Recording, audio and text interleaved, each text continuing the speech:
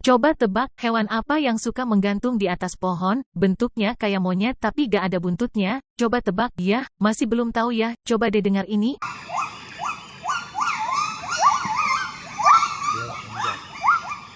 Masih belum tahu juga.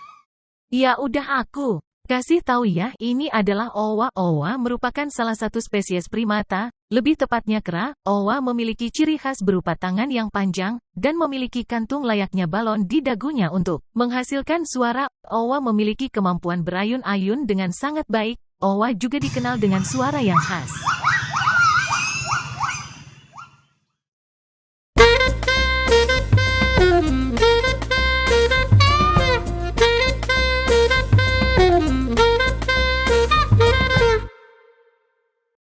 Halo sahabat Solusivitas, selamat datang di acara Solusivitas, obrolan santai tapi tetap solutif.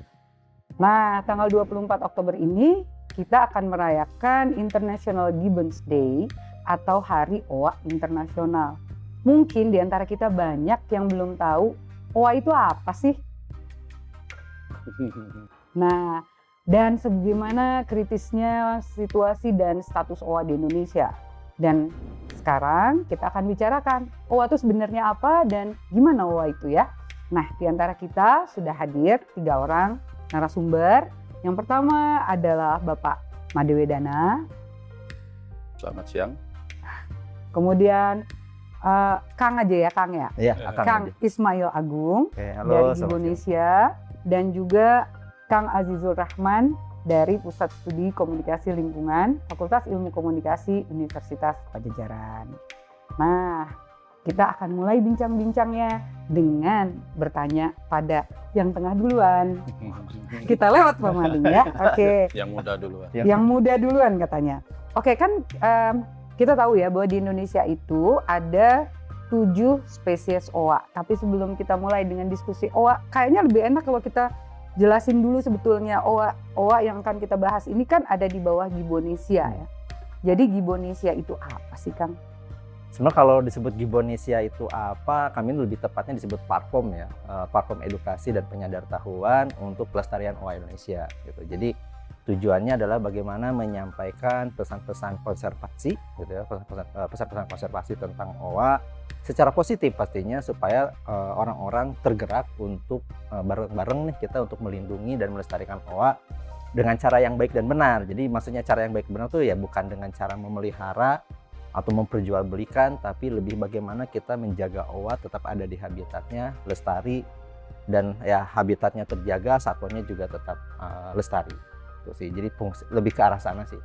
Jadi lebih banyak edukasi dan kampanye penyadartahuan ya pada masyarakat tentang owa gitu ya. Sementara kalau Pak Made ini dari Aspinal yang biasanya ngurusin owa-owa juga. Coba bisa dijelaskan sedikit Pak Made, Aspinal itu kegiatannya apa saja dan sejarahnya Aspinal itu seperti apa? Baik, terima kasih. Jadi The Aspinal Foundation itu sebetulnya sebuah organisasi yang memang asalnya dari luar sih. Itu berpusat di Inggris, kemudian bekerja dengan Kementerian Lingkungan Hidup dan Kehutanan di Indonesia sejak 12 tahun yang lalu sih, sudah cukup lama juga. Dan memang kami semua lebih fokus bekerja itu untuk merehabilitasi satwa. Salah satunya memang ada owa di situ. Jadi jenis owa yang direhabilitasi itu ada 2 sebetulnya yang saat ini di program kami, itu ada jenis owa Jawa dan juga ada siamang. Owa dan siamang yang ada di Aspinal ya.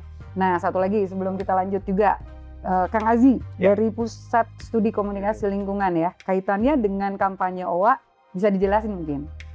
Sebenarnya sih kita mungkin lebih fokus mengambil peran ya. Tadi kan kalau Pak Made mungkin lebih ke rehabilitasi seperti apa, kemudian kalau Kang Agung mungkin lebih ke tadi ya ada edukasi dan informasi, dan kita sih juga pengen mengambil peran lah. Tapi kita fokuskan di komunikasi karena kita rasa bahwa salah satu kunci dari untuk owa ini akhirnya bisa mungkin terlindungi gitu adalah komunikasi. Nah itulah yang kita coba terapkan. Maksudku kita mau ngambil peran lebih lah dalam bidang ini, nggak cuma sebatas tahu, tapi juga mencoba menyampaikan informasi itu kepada masyarakat kayak gitu. Oke. Nah sekarang kembali lagi ke Mas Agung ya, ke Kang Agung. Kita tahu bahwa tadi kita udah bahas tentang spesies owa di Indonesia ada 7 dan kemudian juga kondisinya sudah disampaikan berdasarkan IUCN itu sudah kritis dan sekarang yang paling kritis adalah owa Jawa, spesies owa Jawa. Betul ya? Kenapa owa Jawa merupakan spesies yang paling terancam di Indonesia? Mungkin di klarifikasi dulu tadi itu sebenarnya bukan 7, udah ada 9 sekarang, Bu. Sekarang sudah jadi Sudah 9 ada 9. spesies baru lagi yang dari Kalimantan kayak gitu. Jadi makin kaya sebenarnya kita dengan spesies owa di Indonesia. Terus kenapa owa Jawa yang paling kritis? Ya sebenarnya enggak sih paling juga sih, sebenarnya semua owa memang terancam gitu ya. Cuman kenapa tampak owa Jawa ya mungkin karena banyak literasi penelitiannya, sumbernya banyak sekali. Jadi memang akhirnya data informasinya lebih akurat dibandingkan spesies-spesies lainnya kayak gitu. Jadi yang ya kita dengan kondisi lainnya punya hampir sama lah semua dari sisi permasalahan habitatnya, belum lagi juga sebenarnya dari sisi tren yang menjadi bermasalah adalah tren perburuan dan perdagangan untuk dijadikan peliharaan. Jadi memang ada kecenderungan orang suka pelihara owa. Nah itu kenapa gitu kan? Itu yang perlu kita cari tahu, apakah memang ada faktor tertentu gitu kan? Entah mungkin rasa bangga atau apa, atau memang ada kebutuhan lainnya gitu. Jadi itu yang sebenarnya jadi mengancam dari selain sisi dari faktor habitatnya gitu kan. Apalagi yang di Jawa habitatnya mungkin sudah dengan perkembangan sekarang gitu, hutan-hutan di Jawa itu kan semakin terfragmentasi. Jadi ya semakin banyak owa yang terpisah antara satu habitat dengan habitat yang lainnya. Dan itu menguntungkan bukan menguntungkan ya, membuat lebih mudah terjadi perburuan. Ya, kayak gitu. Tapi sebetulnya kalau kita lihat tren perburuan owa itu meningkat nggak tahun ke tahun? Atau apakah selama pandemi dia berhenti gitu? Ya, ini menariknya ya dibandingkan dengan primata lainnya. Justru kalau di owa meskipun ada fluktuasi naik turun gitu, tapi angkanya stabil gitu. Meskipun juga kita sulit untuk menggali informasi data perdagangan yang lebih banyak gitu. Jadi angkanya sekitar 100 ekor per tahun, 120 ekor per tahun. Dan itu juga nggak hanya spesifik owa Jawa, ada owa-owa lain yang di daerah Sumatera atau Kalimantan gitu. Atau Siamang juga termasuk gitu.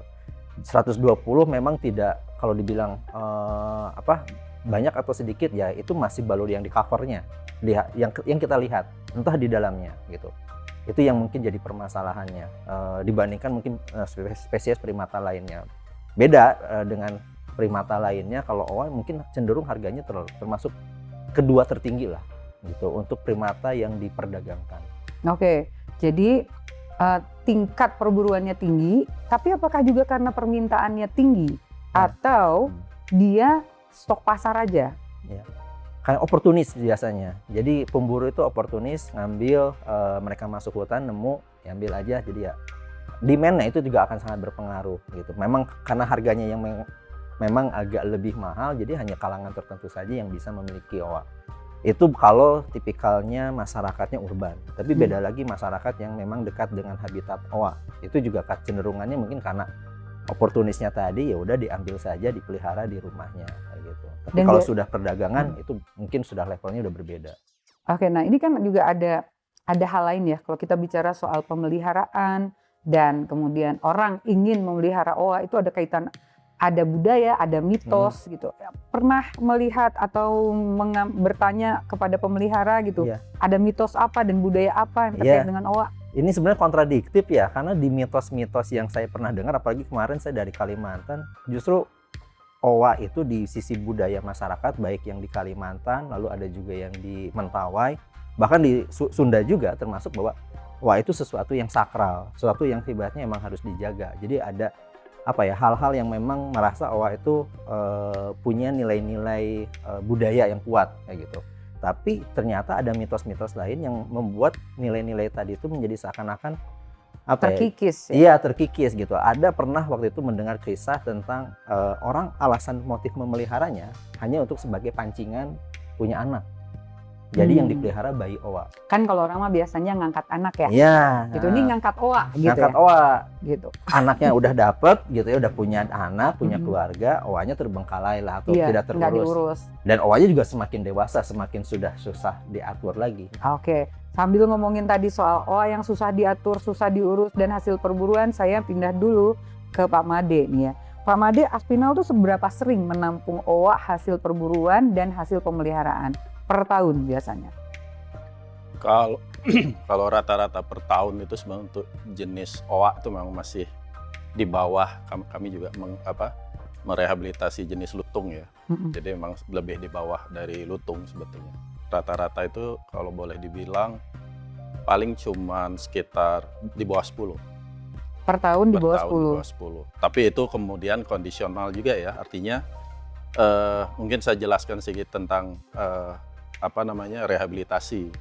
Jadi sebetulnya kalau rehabilitasi itu kan berbeda dengan pusat penyelamatan satwa. Iya. Jadi kalau rehabilitasi itu kita memang membatasi karena ya fasilitas juga terbatas. Nah kalau pusat penyelamatan satwa kan selalu terima gitu ya. Kalau di kami dibatasi karena yang direhab tuh harus berjalan dulu sampai selesai. Baru melihat fasilitas itu penuh atau tidak seperti itu. Nah kalau bicara di pusat rehabilitasi memang rata-rata di bawah 10 untuk jenis owa-owa itu yang masuk per tahun. Tapi kalau tadi ngelihat sebetulnya cerita dari Agung misalnya ya, dan mungkin secara faktual semua banyak yang pelihara.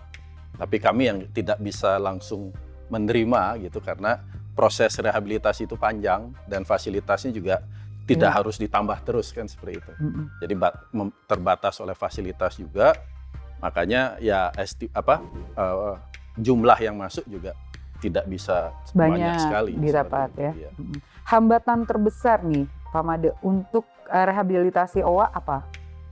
Yang terakhir ini sering terjadi itu adalah dua sih ya. Satu karena penyakit, kedua karena masih kecil. Jadi yang kami terima itu yang umur masih dibilang sangat balita ya, di bawah 5 tahun. Itu sangat kecil, artinya dia kendalanya panjang. Karena kalau direhabilitasi, yang tujuan akhirnya untuk diliarkan kembali itu kan prosesnya dia harus sampai minimal dewasa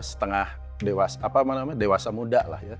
Jadi belum dewasa sekalipun masih kita upayakan untuk mulai dilepas liarkan. Tapi dengan hal yang seperti ini, usia yang sangat muda itu bisa 4 tahunan, 3 tahun lebih lah. Itu mereka akan baru masuk proses untuk persiapan lepas liar. Kedua penyakit. Nah kalau udah ketemu penyakit nih yang sering sekarang itu penyakit jenis-jenis dari virus ya, itu agak ceritanya akan jadi panjang karena apa? Kita kan mengikuti protokol atau panduan atau guidelines dari yang kita sudah sepakati baik di internasional ataupun nasional. Jadi tidak boleh sembarangan mengembalikan satwa atau melepas liarkan ke alam dengan dia mempunyai penyakit yang di alam tidak ada. Nah ini prosesnya penelitian lagi. Seperti yang sekarang lagi dilakukan adalah penelitian jenis herpes. Jadi kami sudah ada 10 owa-owa yang herpes. Siamang ada 3. Itu bawaan bukan zoonosis ya, bukan karena tertular dari manusia, memang bawaannya gitu. Bawaannya itu artinya tanda petik itu bisa tertular kan. Dari bawaannya manusia, saat dia di rescue diselamatkan. Ya. Nah itu justru itu sekarang itu perlu diinvestigasi, dilakukan penelitian apakah jenis penyakit herpes yang diidap oleh atau terinfeksi ke owa-owa ini berasal dari manusia atau memang dari alam. Ini penelitian panjang karena ratusan jenis spesies herpes itu ada di alam, ada di kita ya, sekeliling kita.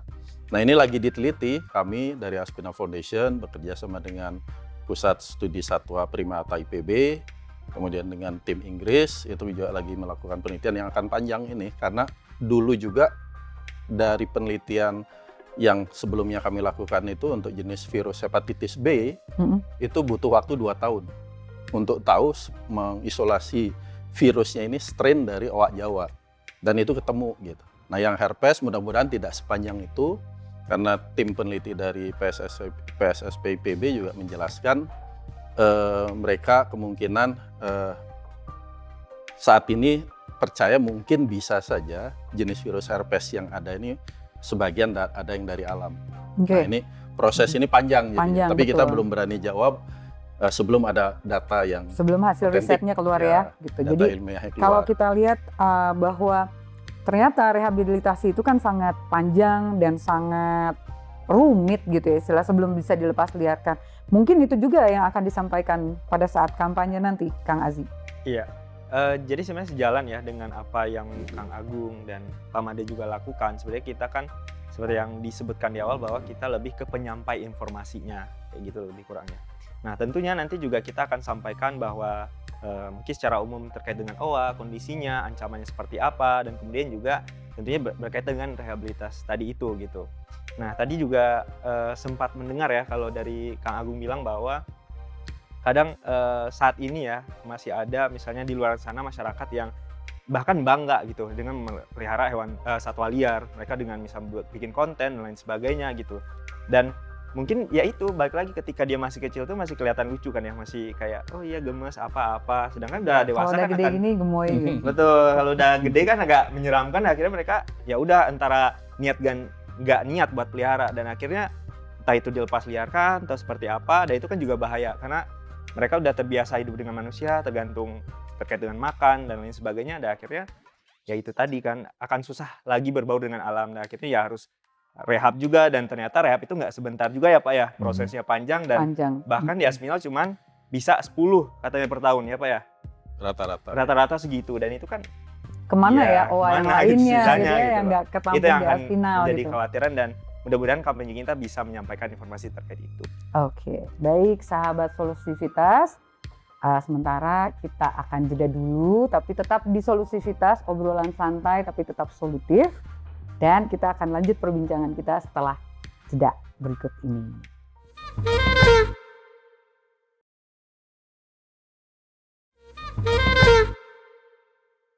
Sahabat Solusivitas, kembali lagi di acara Solusivitas, obrolan santai tapi tetap solutif. Dan kita masih membahas tentang tema OA yang akan kita rayakan pada Hari OA Internasional dengan tagline Sayangi, Lindungi OA. Oke, kita lanjut perbincangan kita dengan pertanyaan berikutnya ke Mas Agung ini ya. Mas Agung udah siap-siap aja dia. Gitu, baik. Ini kan ada 7 nih, 9 sekarang ya, 9 spesies OA di Indonesia. Ini ada perilaku yang berbeda nggak antar spesies OA, antara OA Sumatera, Kalimantan, Jawa? Misalnya kalau OA Jawa tuh bahasanya lebih medok gitu kali ya, gitu. Atau seperti apa? Barangkali bisa diceritakan Mas Agung. Kalau dari perilaku mungkin semua tipikal OA punya kesamaan sih sebenarnya. Jadi yang membedakan bukan lebih dari perilaku tapi memang dari sebarannya gitu. Sebarannya ada yang di Jawa, Kalimantan, Sumatera, dan di Pulau Mentawai. Sebaran-sebaran itu yang jadi menjadikan mereka menjadi berbeda kayak gitu. Tapi kalau perilakunya ini yang menjadi ciri khasnya mereka yang dipisahkan dengan primata lain gitu. Kenapa sih OA ini berbeda gitu? Jadi salah satunya adalah OA ini termasuk dia primata yang aktif bernyanyi lah bahasanya. Dia tuh sinden hutan banget gitu. Oke. Sinden hutan. Jadi kalau pagi-pagi dia tuh membuka hari gitu ya, membuka harinya dengan semangat bernyanyi gitu kan. Nah ini juga yang bahkan di beberapa daerah kalau belum ada waktu dulu, kalau nggak ayam gitu kan, OA sebagai penanda pembuka hari gitu OA. Jadi dia morning call lah kalau istilah ininya mah, istilah biologinya biasanya kita sebutnya morning wake up call ya? Iya, wake up call gitu. Alarm gitu ya? Alarm bangun. Ya gitu, bangun. Orang mah azan, ini mah OA gitu ya? OA ya itu. Nah, boleh diceritain nggak kenapa OA tuh memang dia dari sisi biologi mungkin ya, itu kenapa dia suka banget bernyanyi atau dia suka bangunin orang pagi-pagi gitu? Sebagai penanda, dan itu juga sebagai penanda teritorial. Jadi ini wilayahnya dia, ini wilayahnya siapa kayak gitu. Dan kenapa dia sangat teritorial juga karena dia adalah tipenya berkelompok. Nah, tapi kelompoknya ini kelompok yang sangat unik kalau untuk di primata. Dia kelompok yang monogami.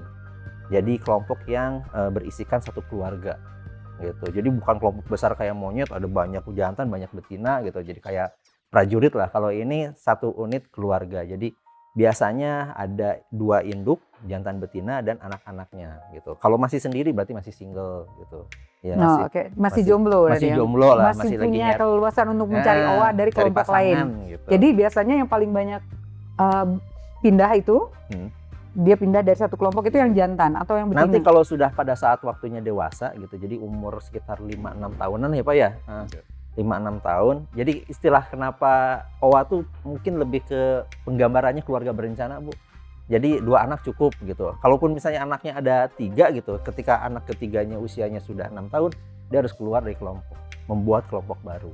Anak ketiganya 6 tahun atau yang gedenya? Yang gedenya yang paling yang utama harus yang keluar. udah 6 tahun dia harus keluar bikin Oh, kelompok anak baru. besarnya yang harus Ya, di jadi ini karena ya. rentang usia rentang kehamilan itu biasa rata-rata 2 tahun sekali lah kayak gitu. Kalau Mm-mm. jadi anak yang pertamanya udah 6 tahun pun berarti dia harus keluar. Mm-mm. Jadi ketika kita lihat kelompoknya masih cuma 4 gitu. Ya syukur-syukur masih 5 berarti belum keluar dari grup. Berapa lama reproduksinya OWA biasanya? Reproduksi sekitar 7 bulanan lah ya, 7 bulanan, tapi rentang masa mengasuh, menyusui itu sampai 2 tahun gitu kan, sampai sama bareng-bareng di kelompok itu bisa sampai 4 atau 5 tahun.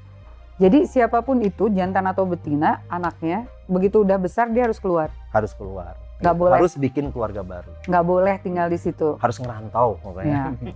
Cik aku cari pengalaman gitu Iya, kira-kira ya. kayak Gitu. gitu. Oke, baik. Dan kita juga tahu bahwa karena OWA monogami, maka dia kalau ada pasangannya mati, Ya, salah satu pasangan mati, maka yang ya, satunya ikut menyusul juga gitu ya. itu lebih sebenarnya mungkin faktor kesendirian. Loneliness. Loneliness bisa seperti itu. Tapi yang lebih mengkhawatirkan adalah yaitu kerentanan tadi ketika mereka satu keluarga, ketika perburuan gitu. Yang diburu tuh biasa bayinya. Otomatis ketika satu bayi OWA mau diambil, pasti ada 2 induk yang harus berkorban. Iya, dikorbankan iya, gitu pasti kan. dua-duanya mati lah ya. Iya, kayak Mm-mm. gitu. Karena induk betina akan menjaga anaknya, induk jantan akan menjaga kelompoknya. Kita tadi hitung 150 ekor OWA diburu tiap tahun dan itu anaknya, maka kita kalikan 3 aja ya. Iya, Maka betul. akan ada Sekitar kurang lebih 450 450 OWA yang hilang dari alam. dan itu sebetulnya merusak fungsi peran dan fungsinya OWA di alam. Iya, gitu ya. seperti itu. Dan kalau kita bisa pelajari lebih lanjut, peran dan fungsi OWA ini nggak bisa diganti oleh manusia kan ya? Kalau mau susah payah kita nanam bibit pohon baru setiap hari, mungkin 100 benih baru setiap hari keliling hutan, ya syukur kalau sanggup ya. Ya kalau sanggup ya, Kalau manusia sanggup, bisa apa enggak gitu ya. Gitu. Masanya sanggup, ayo mangga gitu. Menggantikan Nggak apa-apa kontrak. gitu. Nah jadi mungkin itu barangkali ya Kang Azi, masalah kampanye, inti kampanye kita nanti bahwa OWA itu tidak tergantikan. Iya, betul. Gitu kan ya, Betul. posisi, fungsi dan perannya sehebat apapun manusia nggak bisa terganti gitu. Jadi mungkin ada yang akan disampaikan lebih lanjut dalam hal ini. Sebenarnya sih lebih ke harapan bahwa di Indonesia ini kan negara biodiversity ya, maksudnya salah satu negara yang memiliki keanekaragaman hayati yang luar biasa gitu. Dan ya sayang sekali kalau kita melihat sejarah sebelumnya gitu, banyak satwa endemik yang udah punah di Indonesia, dan kita harapkan juga bahwa OWA Jawa khususnya itu tidak mengikuti lah cerita-cerita yang sebelumnya gitu, juga ikutan punah dan akhirnya cuma menjadi cerita kayak gitu. Dan ya mudah-mudahan gitu ke depannya kita nggak cuma lihat OWA itu sebatas dokumentari atau misalnya foto atau apa, tapi masih bisa ngelihat mereka hidup di alamnya kayak gitu sih. Walaupun kita juga nggak harus juga ke hutan untuk Betul, lihat dia betul, ya. betul. Gitu. Tapi kita tahu bahwa ya mereka ada dan Ada. mereka masih menjalankan ya tadi itu misalnya Peran dan dia di fungsinya. hutannya kayak gitu. Nah saya mau nanya juga nih ke Pak Made nih. Pengalaman yang paling menyedihkan pada saat merawat OWA atau merehabilitasi OWA itu apa? Selama berkecimpung di Aspinal mungkin? Ya, pasti ya hampir semua ya kita lihat proses itu kan sangat sulit gitu kan. Satu, kalau masih bayi itu datang, mereka kan masih perlu dekapan induk. Nah, kita hanya bisa rekayasa dengan kasih boneka misalnya. Dia biar ada, dia tuh instingnya kan ingin memeluk induknya itu kan, clinging itu kan selalu dari kecil gitu. Nah, itu kan pasti kalau diterjemahkan dengan bahasa manusia itu bisa dibayangkan lah gitu kan, bayi kehilangan induknya gitu kan, dan dia harus sendirian di kandang seperti itu kan. Itu satu. Kedua, ada juga beberapa OWA itu yang kalau kami terima itu udah kondisi yang menyedihkan juga, seperti ada peluru di dalamnya kan gitu. Kasihan ya. Itu ada yang pertama dulu di tahun 2011 kita pertama kali selamatkan itu dari pemelihara, matanya sudah buta satu, tangannya satu nggak bisa gerak, pas dicek di tubuhnya ada 5 peluru. Dia masih survive, masih hidup gitu ya. Tapi kalau kita nggak cek, nah ini kan proses rehabilitasi itu pertama kan ada screeningnya dulu. Berarti Termasuk owanya sudah tubuh. dewasa itu? Udah dewasa. Jadi waktu diselamatkan itu kita ambil sekitar 6 tahun umurnya. Nah itu proses kalau kita sudah lihat seperti itu kan bisa dibayangkan lah. Dia hidup tapi ada peluru di Penderita ya? dalamnya dan Hidup itu bukan dengan satu owa, penderitaan. berapa owa ada seperti Oke. itu. Nah, tapi alhamdulillah yang tadi yang ada peluru itu jantan sih. Sekarang punya pasangan dengan 3 anak setelah dilepas tahun 2014. Seperti Agung tadi jelaskan, betul itu 2 tahun periodenya untuk owa Jawa juga selalu punya bayi baru. Oke. Jadi dia tiap 2 tahun punya bayi baru seperti itu. 3 anak nih masih bareng sekarang dengan induknya.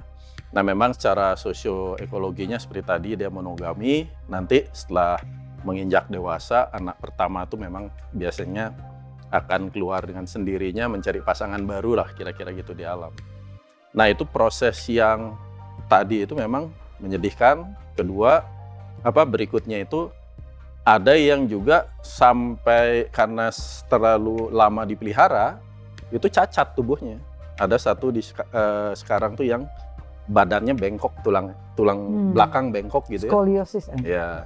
Jadi ya, itu jadi kan ya? tidak bisa. Kandangnya berarti kecil gitu ya? Dulunya iya, pasti ditaruh di tempat kecil, tidak bisa banyak bergerak seperti itu. Nah itu sudah tidak mungkin juga dia dilepas liar kan. Ada yang tangannya hilang satu lah, ada yang macam-macam lah itu. Jadi tadi kondisi saat dia diburu juga kan tergantung situasi pada saat dia diambil mungkin dengan kekerasan seperti itu kan ya, dipentung lah, ditembak misalnya. Nah itu ada seperti itu dia akan jadi ada cacat sampai kan. Bahkan ada contoh yang trauma itu ada masih kecil kita deketin aja dia udah takut. Dia takut orang. Karena waktu diburunya mungkin kan itu stresnya minta ampun. Iya. Nah itu proses penyembuhan traumanya itu lama. Kita Psikosomatis dengan perawat gitu ya? satwa, ya. Itu akan makan waktu. Jadi kalau ditanya, ya proses seluruhnya itu menyedihkan sih sebetulnya. Kalau kita kan ingin lihat dia bebas saja sebetulnya kan seperti itu. Lebih berbahagia dia di alam ya? Lebih berbahagia. Nah untuk tingkat keberhasilan rehabilitasi dan juga reproduksi setelah direhabilitasi itu kira-kira berapa persen tuh Pak Made? Kalau pengalaman kami sampai sekarang ini memang untuk persentase berhasil kembali ke alam dari 80 yang kami selamatkan itu ya 56 sebetulnya sudah dilepas liarkan. Yang gagal tanda petik mati itu hanya 3 yang bisa kita lihat. Karena memang kalau boleh cerita sedikit proses rehabilitasi ini, setelah itu kan ada lepas liar, ada monitoring pasca lepas liar. Nah itu prosesnya 6 bulan diikuti terus sama tim kami di hutan. Disitulah akan bisa terlihat di awal gitu apakah kita akan sukses melihat proses perkembangannya atau tidak. Nah kami juga pakai alat tentunya ada kamera trap seperti itu ya untuk monitoring. Jadi boleh dibilang masih sukses untuk meliarkan. Untuk bisa berreproduksi itu baru 2, mungkin ini ada yang ketiga, pasangan yang ketiga yang kelihatan akan punya anak. Jadi baru 2 pasang yang kami amati punya keturunan di alam. Yang tadi itu ada 3 anaknya, yang satu ada 1. Nah yang satu ini masih pengamatan oleh tim, kemungkinan harapan kami itu juga akan berkembang biak. Jadi satu sisi sulit juga monitoring dalam artian memantau secara detail semua individu, semua pasangan yang dilepas. Itu dilepasnya nggak pakai color ya? Pakai color tidak membantu. Jadi paling aman adalah diamati ya? Ya, itu pernah kita lakukan di awal dengan color, radio transmitter. Itu dengan habitat yang ada saat ini kan di pegunungan. Iya. Nah itu tidak berhasil dengan baik karena sinyal yang dikeluarkan oleh alatnya sendiri dia terhambat dengan kondisi lahan, kontur, kemudian dengan kerapatan pohon. Yaitu boleh dibilang tidak berhasil. Walaupun di beberapa negara juga lakukan dengan itu. Mungkin memang kami lagi masih pikir terus ini Apa dengan sistem satelit itu juga masih tanda tanya ya, dengan seperti yang dilakukan oleh untuk satwa-satwa yang migrasi agak jauh seperti itu kan. Nah jadi alat digunakan juga, tapi sampai saat ini belum banyak membantu juga seperti itu. Jadi kami masih manual aja. Jadi hanya itu mungkin yang paling enak kali ya, dilihat berdasarkan Betul. pengamatan sendiri. Iya. Gitu. Jadi kita udah tahu Dia ini mati si A, langsung. si B, si C, kasih Betul. nama dulu gitu Iya, dan memang itu Pas. dikenali oleh perawat satwa karena tiap hari kan. Mm-mm. Dan kita juga bawa teman-teman mahasiswa ikut bantu untuk ya simbiosis mutualisme. Mahasiswa riset Belajar monitoring. Kita dapat hasilnya juga. dapat data, ya kita terbantukan. Iya, Seperti iya, itu. iya betul. Jadi udah Kira-kira tahu seperti seberapa jauh keberhasilannya. Iya. Gitu. Nah, untuk melepas liarkan itu kadang-kadang mereka dijodohkan di Aspinal atau mereka cari pasangan sendiri pada saat di Iya. alam. Ini menarik ya, karena teorinya tadi kita selalu belajar dari berkembangan. Dulu sebelum ada program rehabilitasi, secara teori itu kan tadi apalagi ada penjelasan OA itu monogami, harus dipasangkan, nggak bisa dikelompokkan dengan 2 betina misalnya seperti itu kan. Nah itu diupayakan pasti ngelepasnya, memang itu protokolnya juga diupayakan melepas pasangan. Gitu loh. Oke, Dengan sepasang pasangan. sepasang. Prosesnya itu perlu waktu lagi. Jadi memang itu dilakukan untuk penjodohan OA itu rata-rata keberhasilannya bisa setahunan. Oh, Jadi lama panjang juga ya. lagi itu ceritanya. jadi selain sebagai rehabilitator juga sebagai comblang ya, untuk di mak comblang Aspinal kita gitu ya. juga. Jadi itu panjang prosesnya karena dia belum rata-rata 2-3 bulan kita amati, kalau nggak cocok ganti. Oke. Selama ada stok. oke. Biro jodoh. Kalau ada stoknya, kalau Iya, nggak ada jadi stoknya Kalau repot. di OA berarti belum tentu ada istilah jatuh Chemistry. cinta pada Ya. pandangan Ya, pertama gitu. Betul. Ada, mungkin ada. Kalau lihat dari sisi sistem perkandangan Iya. saring lirik juga mereka. Bisa jadi Nggak mau dengan ini lirik-lirikan sama sebelah. gitu. Ada itu juga.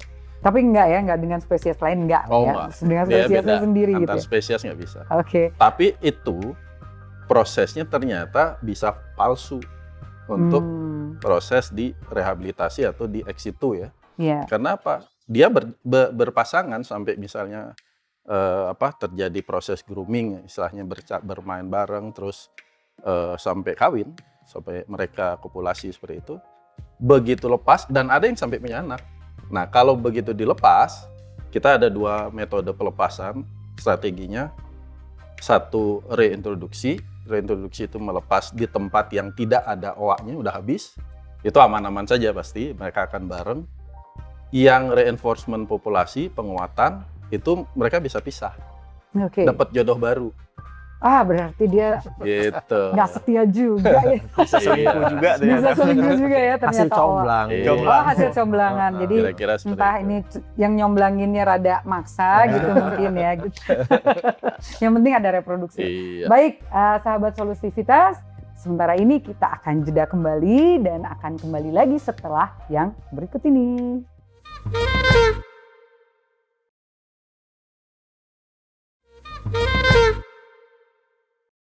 Kembali lagi di Solusivitas bersama Wawa.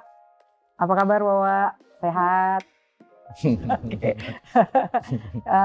Ini adalah obrolan santai tapi tetap solutif dan kita masih tetap membahas tentang OA untuk Hari OA Internasional yang akan jatuh pada tanggal 24 Oktober dengan tagline Sayangi, Lindungi OA.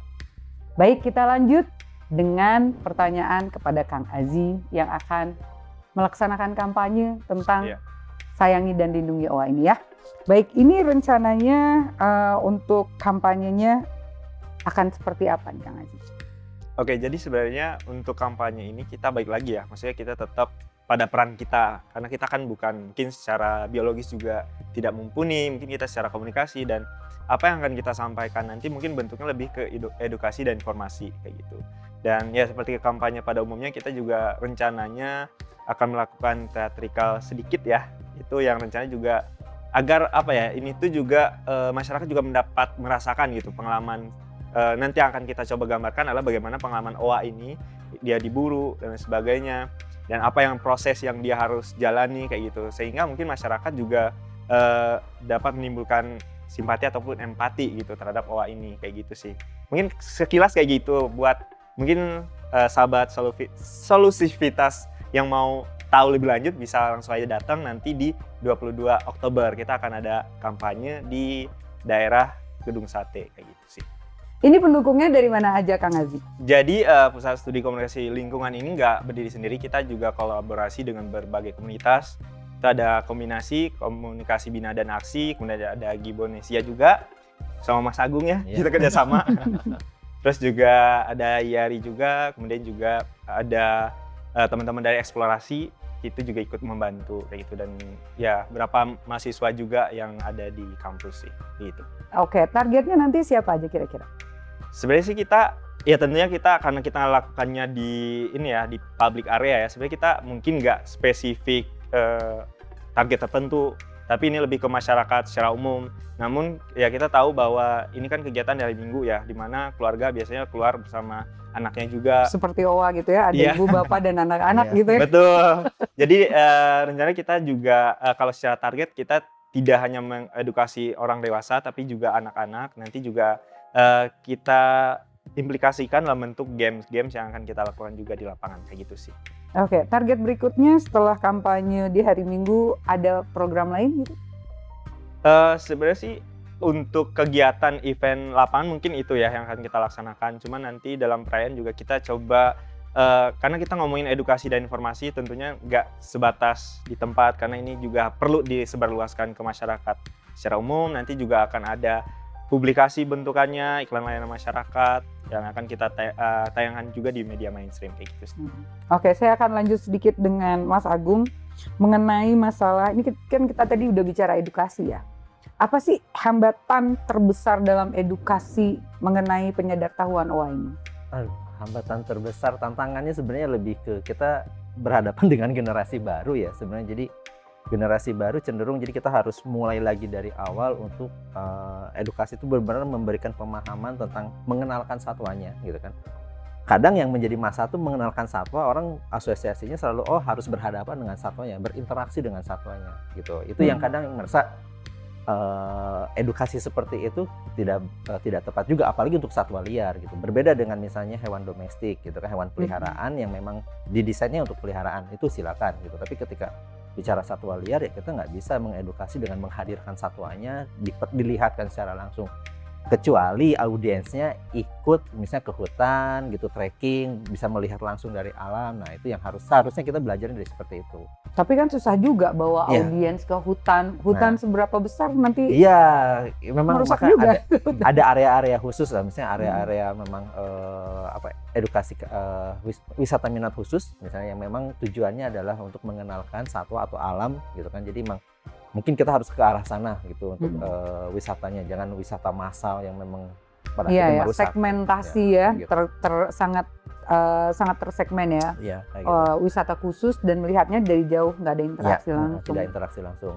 Jadi tantangan sebenarnya masih banyak lagi juga dari sisi bagaimana komunikasi tentu ya gitu. Jadi kadang citra yang ditampilkan satwa liar itu kecenderungannya adalah orang-orang melihat satwa liar sebagai peliharaan. Kita harus mengubah persepsi itu, Iya, kan? betul. Bahwa satwa liar ya satwa liar gitu. Jadi interaksi seperti apapun yaitu memegang, memelihara. Jadi nggak itu boleh sebaiknya- pegang-pegang wawa gitu. Ya. nggak boleh. Kalau bapak mungkin boleh lah ya ini ya. Nah, jadi kita harus ganti yaitu edukasi kreatifnya seperti apa sih? Nah mungkin ini salah satunya. Entah dari yang tadi yang dilakukan oleh Azi bahwa kita bicara tentang komunikasi ya kita menyampaikan sesuatu tanpa harus dengan satwanya secara langsung itu seperti apa.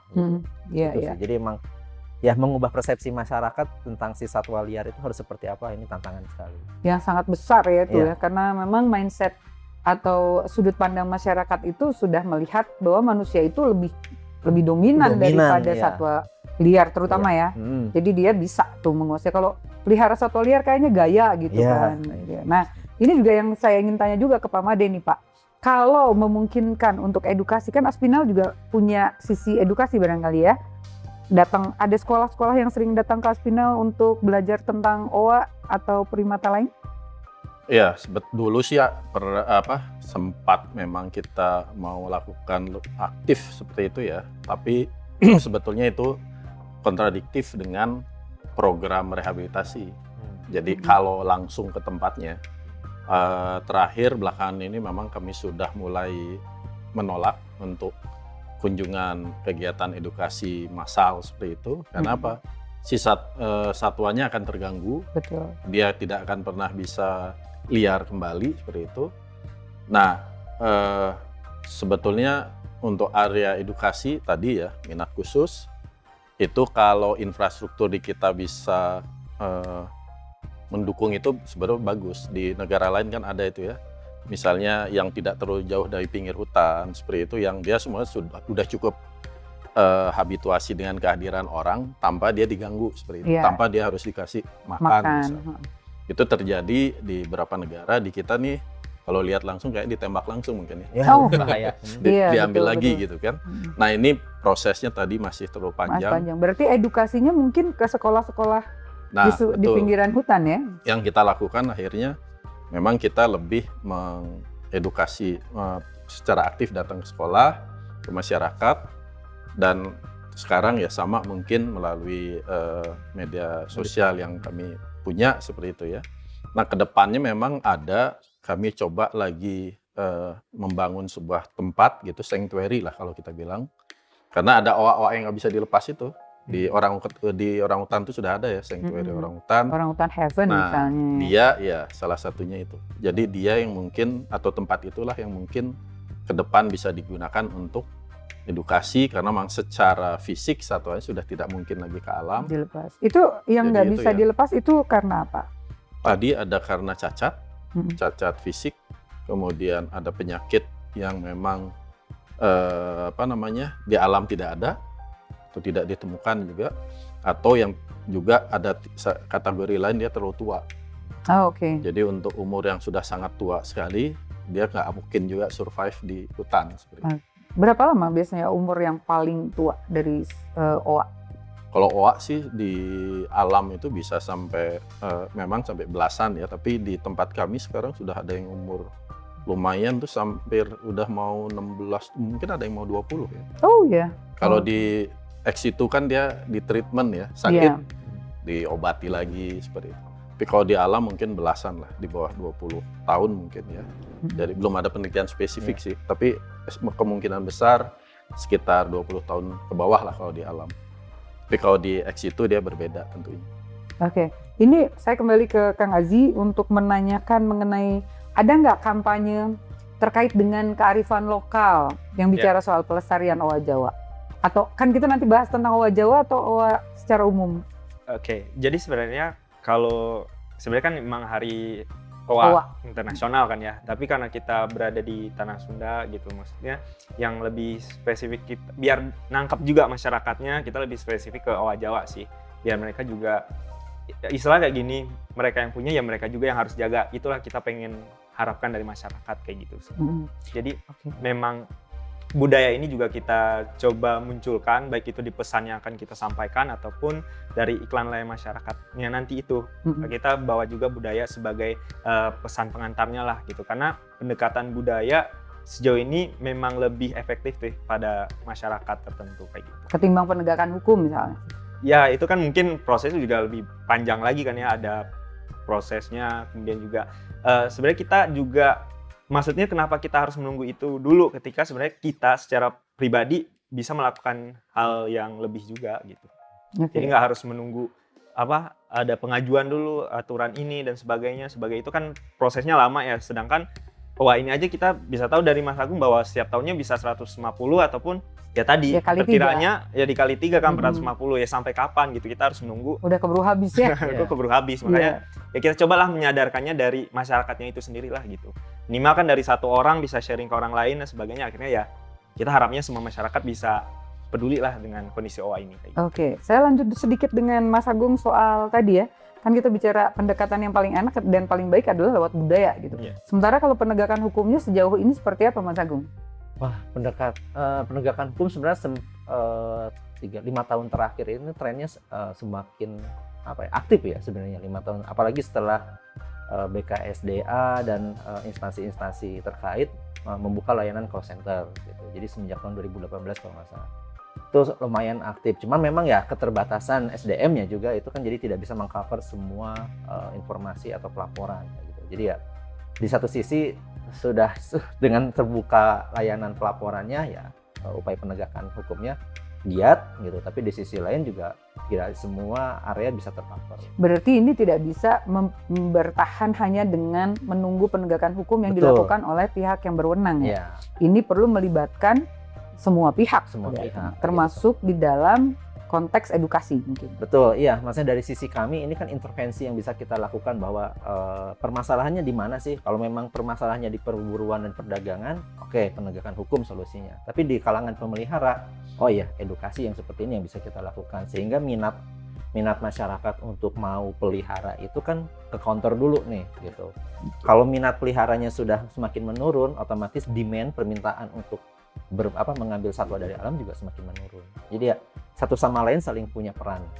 Oke, baik sahabat Solusivitas, demikian tadi bincang-bincang kita sudah tahu sekarang ya bahwa perdagangan dan perburuan 150 ekor per tahun ini harus dikali 3 dan sudah berjalan berapa tahun? Kurang lebih ada 10-15 Itu data tahun dari mungkin ya?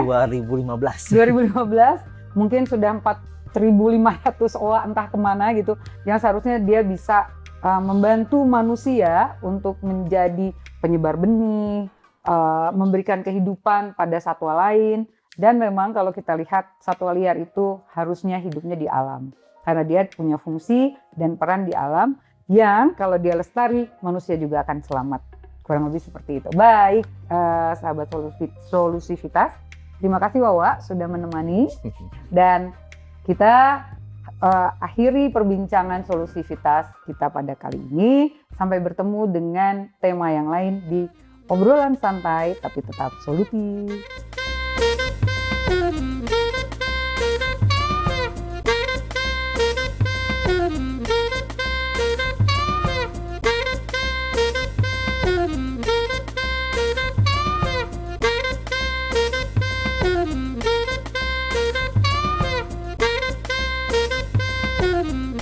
Dari 20 spesies owa di dunia, 9 spesiesnya ada di Indonesia, yang menjadikan Indonesia sebagai negara dengan kekayaan hayati yang luar biasa.